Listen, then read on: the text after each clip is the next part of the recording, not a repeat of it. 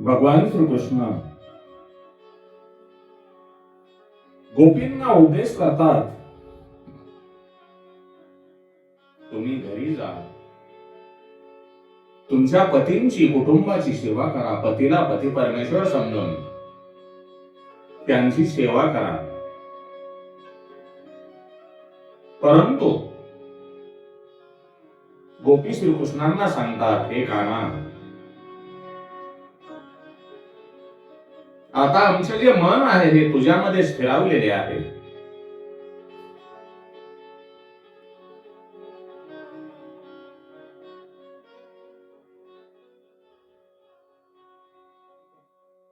ज्याप्रमाणे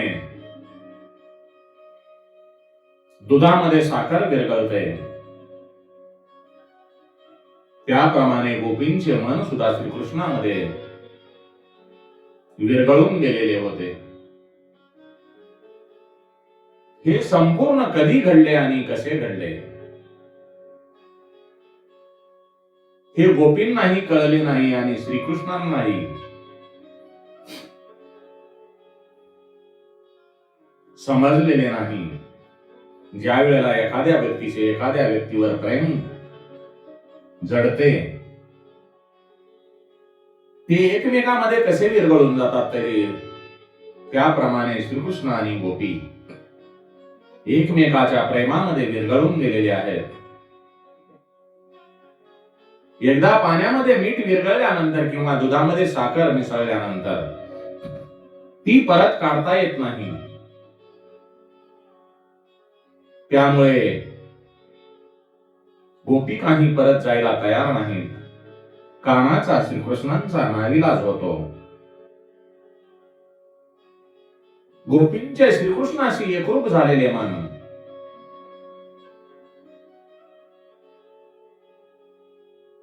श्रीकृष्णांना गोपींना परत देता आले नाही. श्रीकृष्ण हरले आणि ते गोपिकांना म्हणतात, हे गोपींनो, तुमचे मन मला आता परत देता येणार नाही. तुमची इच्छा काय आहे आता ती तुम्हीच मला सांगा. त्यावर गोपी म्हणतात, हे काना, हे श्रीकृष्णा, आमची एकच इच्छा आहे.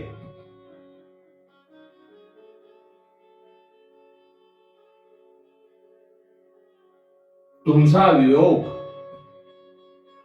आम्हास कधीच झाला नाही पाहिजे. या पृथ्वीवरचे अमृत म्हणजे धारामृत, पृथ्वीवरचे अपार्थिव अमृत म्हणजे आधरामृत. त्या आधरामृत ज्ञान अमृताचा कधीही नाश होत नाही. त्या आधरामृताचे आम्हाला दान द्या. आणि आमचा जो जीव आहे तो तुमच्यापासून भिन्न आहे, याचे ज्ञान आम्हाला कधीही नसावे, होऊ नये. आम्ही आणि तुम्ही अभिन्न आहोत, हेच ज्ञान आम्हाला द्या. जीव शिव एक व्हावा. गोपी म्हणतात, हे श्रीकृष्णा, आमचे मन तुझ्याशिवाय कुठेही लागत नाही, कुठेही रमत नाही. हे काना, हे श्रीकृष्णा, तुम्ही आमचा जर स्वीकार करणार नसाल तर आम्ही प्राणत्याग करू. काय गोपींची भक्ती आहे. पण आम्ही प्राणत्याग केला तरी त्यामध्ये तुमची चाल असेल.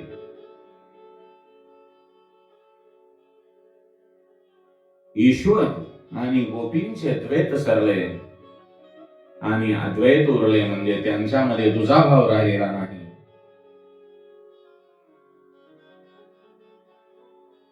गोपी आणि श्रीकृष्ण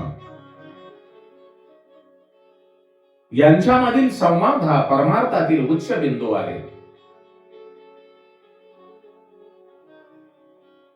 जीवाची कसोटी घेऊनच, जीवाची परीक्षा घेतल्यानंतरच ईश्वर जीवाला जवळ करतो, अन्यथा नाही. तेव्हा गोपींचे म्हणणे ऐकून श्रीकृष्णांना दया येते, भगवंताला दया येते आणि जेवढ्या गोपी आहेत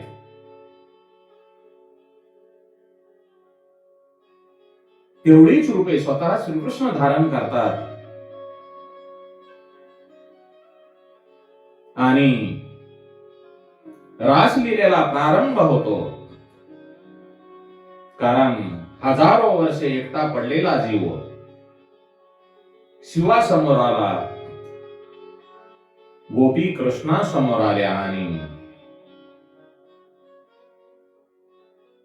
श्रीकृष्णाने गोपींना परमानंदाचे दान दिले. त्यांना ज्ञानामृत पाजले आणि गोपी कृष्णमय झाल्या आणि रासलीला वृंदावनामध्ये चालू असताना कैलासामध्ये भगवान शिवशंकर आणि माता पार्वती असताना भगवान श्रीकृष्णांची आणि गोपींची रासलीला पाहून देवादिदेव महादेवांना सुद्धा मोह उरलेला नाही. ते म्हणतात, हे पार्वती, माझं जे दैवत आहे ते वृंदावनामध्ये गोपींच्या रूपामध्ये असलेल्या ऋषी सोबत रासलीला करत आहेत. मला पण तेथे घेऊन चल, असे भगवान शिवशंकर माता पार्वतींना म्हणत असून त्या संदर्भात आपण भगवान शिवशंकर किती आतुर झालेले आहेत भगवान श्रीकृष्णासोबत रासलीलेमध्ये भाग घेण्यासाठी, या भक्तिगीतावरून आपल्या लक्षात येईल. त्या भक्तिगीताचे आपण चिंतन करू.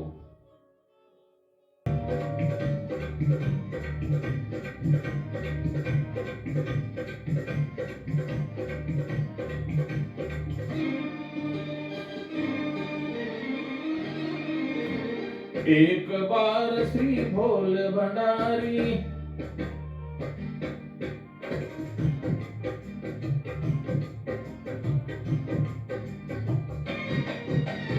पार्वती माने मना किया, प्रभु ना माने त्रिपुरारी गोकुल में आ गए हैं, गोकुल में आ गए हैं. हर हर महादेव, हर हर महादेव.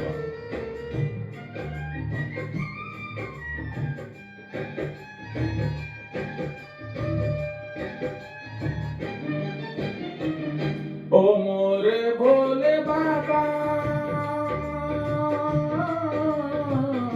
कैसे ले जाऊं तुम्हें रास में. ओ मोरे भोले बाबा,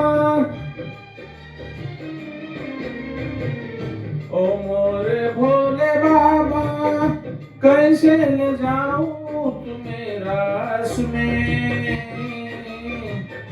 मोहन के सिवा कोई दूजा न आए इस रास में. हंसी करेगी ब्रिज किनारी, मानो बात हमारी, गोकुल में आ गए हैं, गोकुल में आ गए हैं. एक बार श्री भोले भंडारी बन के ब्रिज किनारी, गोकुल में आ गए हैं, गोकुल में आ गए हैं. हर हर महादेव, हर हर महादेव, हर हर महादेव.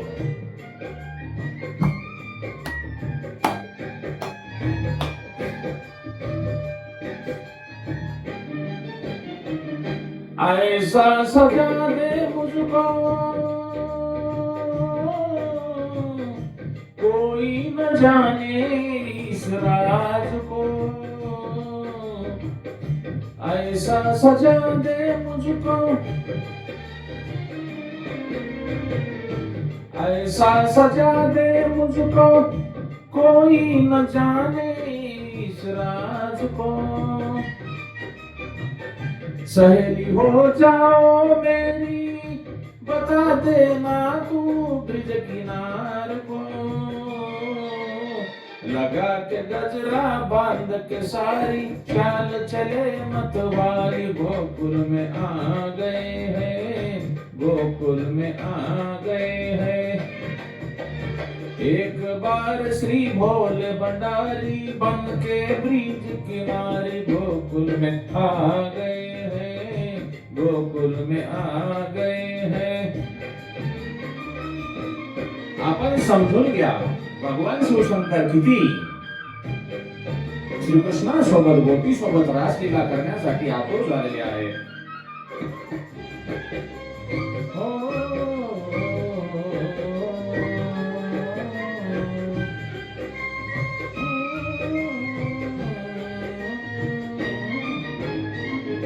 रूठे कभी कभी मान गए, रूठे कभी कभी मान गए,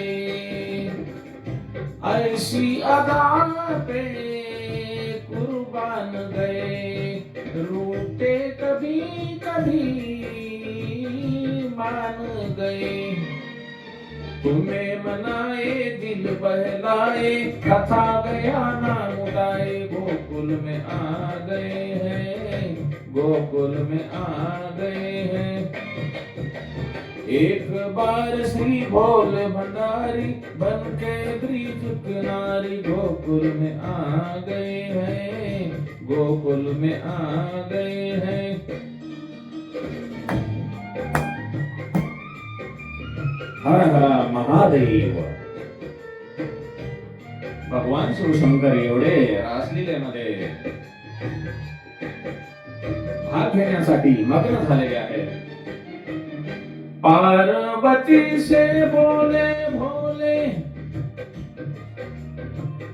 मैं भी नाचूंगा तेरे संग में, पार्वती से बोले भोले, पार्वती से बोले भोले, मैं भी नाचूंगा तेरे संग में। राधे संग कृष्ण नाचे, मैं भी नाचूंगा तेरे संग में। राज रचेगा ब्रिज में भारी, हमें दिखा दे प्यारी, गोकुल में आ गए हैं, गोकुल में आ गए हैं। एक बार श्री भोले भंडारी बन के ब्रिज किनारी, गोकुल में आ गए हैं, गोकुल में आ गए हैं। हर हर महादेव, हर हर महादेव.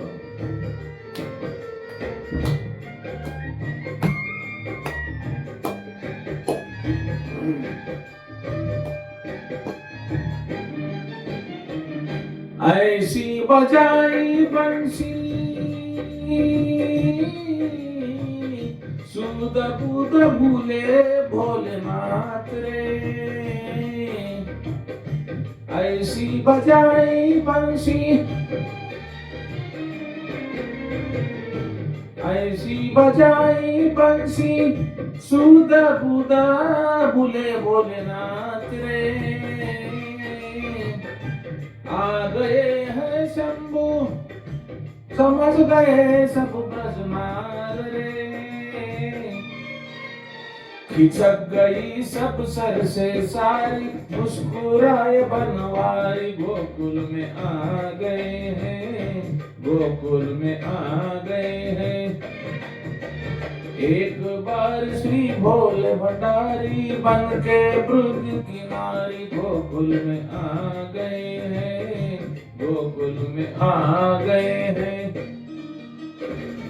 भगवान शिवशंकर गोपी आणि कृष्णासोबत स्त्रीरूप धारण करून रासलीला करत असताना त्यांच्या डोक्यावरून साडीचा पदर सरकलेला आहे आणि तो भगवान श्रीकृष्णांनी पाहिलेला आहे.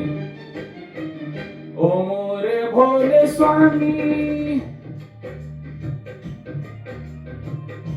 कभी से गोपी सर पड़ा नाम रे. ओ मोरे भोले स्वामी ओ मोरे भोले स्वामी तभी से गोपी सर पड़ा नाम रे.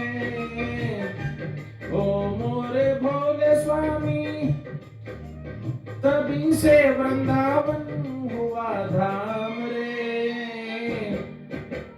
तारा चंद है चरण तिहारी लखो राज हमारी गोकुल में आ गए हैं, गोकुल में आ गए हैं.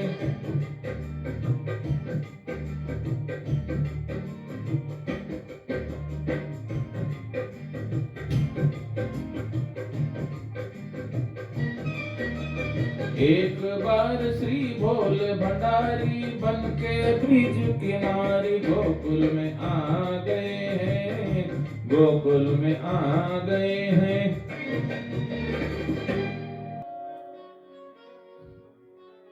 भगवान श्री कृष्ण आणि गोपींची रासलीला पाहिल्यानंतर महादेवानी माता पार्वतींना सोबत घेऊन वृंदावनामध्ये भगवान श्रीकृष्ण आणि गोपी सोबत रासलीला करण्यासाठी आलेले आहेत. माता पार्वतींनी भगवान शिवशंकर यांना सजवलेले आहे आणि रासलीलेमध्ये भाग घेतल्यानंतर जेव्हा भगवान श्रीकृष्ण गाणाने आपली बासरी वाजवतात त्या रासलीलेच्या धुंदीमध्ये बाबा भोलेनाथ भगवान शिवशंकर यांच्या डोक्यावरील जो साडीचा पदर आहे तो खाली पडतो आणि डोक्यावरचा पदर खाली पडल्यानंतर भगवान श्रीकृष्ण मदन मोहन बाल गोपाल हे देवादिदेव महादेवांना पाहून स्मित हास्य करतात, मुस्कुरतात. अशा ह्या ज्या भगवान श्रीकृष्णांच्या लीला आहेत त्या अपार आणि परंपार आहेत. रासलीलेचे वर्णन करताना सुखदेव सांगतात, रासलीलेमध्ये संगीत आहे, साहित्य आहे, नृत्य आहे. रासलीलेमध्ये संगीत, साहित्य आणि नृत्य यांचा समन्वय आहे. यात कामाचा गंधही नाही. स्त्री आणि पुरुष देहभान विसरल्यानंतर रासलीलेमध्ये प्रवेश मिळतो आणि मग त्या लीलेमध्ये कामाचा गंध कसा येणार. श्रीकृष्ण आणि गोपी ह्या निष्काम आहेत. हे जरी खरे असले तरी श्रीकृष्णांचा जन्म हा मर्यादेसाठी आहे. श्रीकृष्ण जर असा परस्त्रियाबरोबर लीला करू लागला तर त्या मर्यादेचा भंग होईल. ब्रह्मदेव हे रजोगुणाचे अधिदैवत आहेत. ज्यांच्या डोळ्यामध्ये रजोगुण असतात तो नसलेले दोषही शोधून काढतो. ब्रह्मदेवाच्या मनातील विचार जाणून श्रीकृष्ण त्यांना सांगतात, ब्रह्मदेवा, रासलीला हा धर्म नाही, ते धर्माचे फळ आहे आणि तुम्ही मात्र धर्मामध्येच अडकून पडला आहात.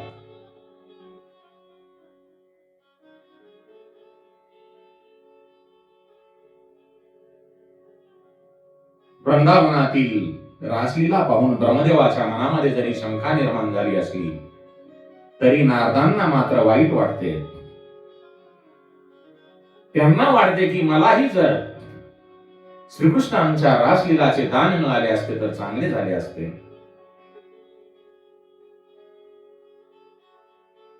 नारदाच्या मनामधील खंत पाहून त्यांच्या डोळ्यातून दुःख प्रकट झाले, तेव्हा राधा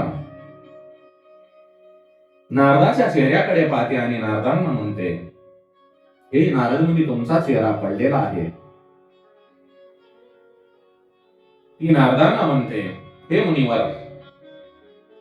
वृंदावनामध्ये आलेला प्रत्येक जीव हा कानाच्या सहवासामध्ये श्रीकृष्णांच्या सहवासामध्ये सुखी असतो. तुम्ही दुःखी का आहात? आपल्याला काय हवे आहे? तेव्हा मुनीश्वर नारद म्हणतात, हे राधे, मला एकच दुःख आहे की भगवान श्रीकृष्णांच्या रासलीलेमध्ये मला सहभाग घेता आला नाही. या रासलीलेमधून जो गोपींना आनंद मिळतो, त्या आनंदाचे सुख मलाही लाभावे असे मला वाटते, परंतु त्या सुखापासून मी वंचित आहे. तेव्हा नारदांना सांगितले राधेने. राधा म्हणते, हे नारद मुनी,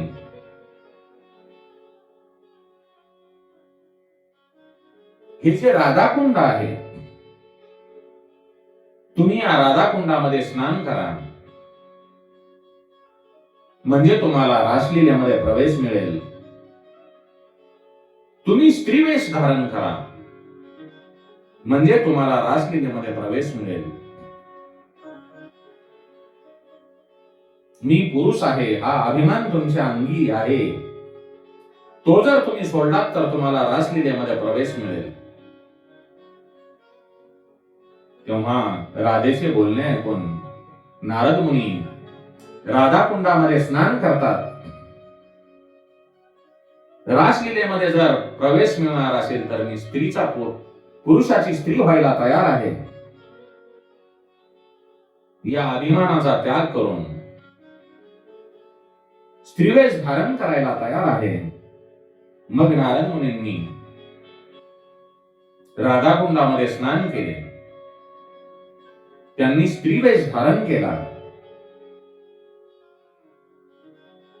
ते पुरुष वेश बाजूला सारून नारदी झाले आणि त्यांना रासलीलेमध्ये प्रवेश मिळाला. पुरुष हे अहंभावाचे प्रतीक आहे आणि स्त्री हे नम्रतेचे प्रतीक आहे. स्त्रीच्या अंगी दीनता असते, नम्रता असते, म्हणूनच रासलीलेमध्ये स्त्रियांना प्रवेश मिळतो. मनुष्यामध्ये अहंकार असतो, तो मी म्हणतो, आणि स्त्री ही नम्र आणि दीन स्वभावाची असते, म्हणून त्यांना रासलीलेमध्ये प्रवेश मिळतो. गोपींनी जसे स्त्रीत्व सोडले, तसे नारदांनी पुरुषत्व सोडले. ईश्वर प्राप्तीसाठी व्याकुळ झालेल्या प्रत्येक जीवाला रासलीलेमध्ये प्रवेश मिळतो, म्हणून आपण आपल्या अंगी जो मीपणा आहे तो सोडून द्या आणि भगवंताच्या भक्तीकडे वळा. कारण जोपर्यंत आपल्या अंगातील मीपणा जाणार नाही तोपर्यंत आपणाला भगवंताची प्राप्ती होणार नाही. म्हणून भगवंताचे भजन करा, अहंकार सोडून द्या. श्री कृष्ण गोविंद हरे मुरारे, श्री कृष्ण गोविंद हरे मुरारे. हे नाथ नारायण वासुदेवाय, हे नाथ नारायण वासुदेवाय. ओम नमो भगवते वासुदेवाय. कृष्णं वंदे जगद्गुरुम्. ओम नमो भगवते वासुदेवाय. कृष्णं वंदे जगद्गुरुम्.